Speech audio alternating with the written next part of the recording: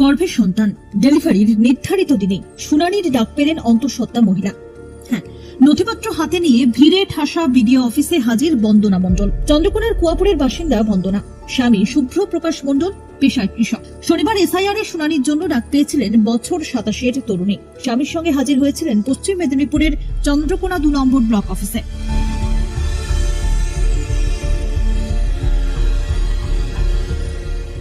শনিবার এসআইআর এর প্রথম দফার শুনানি ছিল বিডিও অফিসে।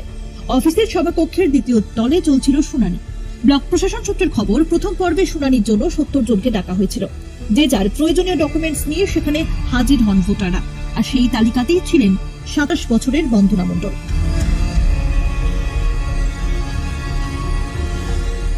অন্তঃসত্ত্বা অবস্থায় তিনি শুনানি কেন্দ্রে পৌঁছন। শুধু তাই নয়, জানা যায় 27 তারিখ অর্থাৎ শুনানির দিনই বন্দনাকে ডেলিভারির সম্ভাব্য ডেট দিয়েছিলেন চিকিৎসক। কোনো অসুবিধা হচ্ছে এখন? না না, কোনো অসুবিধা নেই। কিন্তু আপনার স্বামী বলছে যে ডাক্তার আজকেই তার ডেট দিয়েছিলেন ডেলিভারি? ডেট দিয়েছি।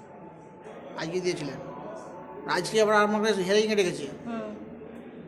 আপনি কি আপনার বাবার নামে করেছিলেন, ফর্ম ফিল আপ করেছিলেন? এই ঘটনা প্রকাশ্যে আসতেই শুরু হয়েছে বিতর্ক। প্রশ্ন উঠছে, জরুরি পরিস্থিতিতে বাড়িতে গিয়ে শুনানির নির্দেশিকা থাকলেও কেন বিডিও অফিসে আসতে হলো গর্ভবতী বন্দনাকে?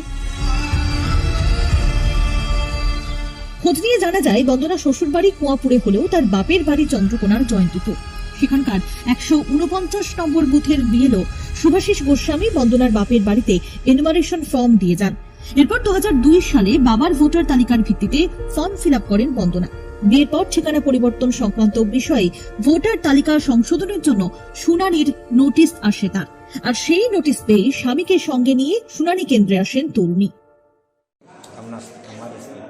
মানে শুনানিতে ডেকেছে কিসের জন্য? ওই ভোটার কার্ডের কোনো কিছু সমস্যা আছে হয়তো। আচ্ছা, কতক্ষণ বসে আছেন? এই মিনিট 15। মিনিট 15। কোথায় বাড়ি আপনাদের? কুয়াপুর। কুয়াপুরে। আপনার স্ত্রী তো প্রসূতি, প্রেগনেন্ট তো, কী অবস্থা এখন? 27 তারিখ আজ ডেট ছিল, আজ হিয়ারিংয়ের জন্য ডাকা হয়েছে, আসছি। আজকে ডেট ছিল? ডেলিভারির ডেট ছিল আজকে? ডেলিভারি। শারীরিক অবস্থা কীরকম এখন? শারীরিক অবস্থা এখন আপাতত ভালো আছে।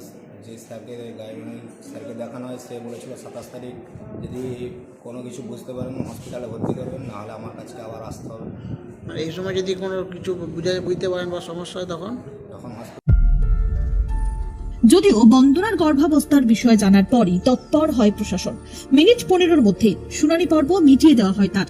ভিডিও জানান, এই বিষয়ে তাদেরকে জানানো হলে বাড়িতেই শুনানির ব্যবস্থা করা যেত। আজকে ওনার হিয়ারিং ডেট ছিল, আজকে উনি হিয়ারিং এসেছেন। উনি গর্ভবতী মা, উনি 1-2 দিনের মধ্যেই ওনার বোধহয় ডেলিভারি হবে। তাই ওনার যাতে কষ্ট না হয়, তাই জন্য আমরা ওনার কাছে এসেই হিয়ারিংটা নিলাম।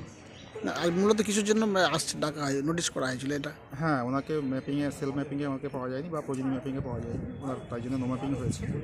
রিকোয়ার্ড ডকুমেন্ট উনি সাবমিট করেছেন, যা যা ডকুমেন্ট সাবমিট করেছেন আমরা ইলেকশন কমিশনের যা নির্দেশিকা আছে সেই নির্দেশিকা মেনে আমরা ওটা ডিইওর কাছে ফরওয়ার্ড করব। ওনার যাতে কষ্ট না হয়, তাই জন্য আমরা ওনার কাছে এসেই ওনার হিয়ারিংটা নিয়ে নিলাম। ওনার স্বামী যেটা বলছেন যে আজকে নাকি ডাক্তারবাবু বলেছেন যে সম্ভাব্য ডেলিভারির ডেট আজকে দিয়েছিলেন। হ্যাঁ, তার জন্যই আমরা উনি এখনই এসেছেন, আমরা সঙ্গে। এদিকে দেখা যায়, শুনানি কেন্দ্র ছেড়ে নিচে নেমে এসে বিডিও, ARO এবং মাইক্রো অবজারভাররা বন্দনা মণ্ডলের শুনানি পর্ব মিটিয়ে তাকে তড়িঘড়ি বাড়ি পাঠানোর ব্যবস্থা করেন। শুনানি শেষে বন্দনা মণ্ডল জানান, তিনি সম্পূর্ণ সুস্থ আছেন এবং ভোটার তালিকা সংক্রান্ত দুশ্চিন্তা থেকেও মুক্তি পেয়েছেন।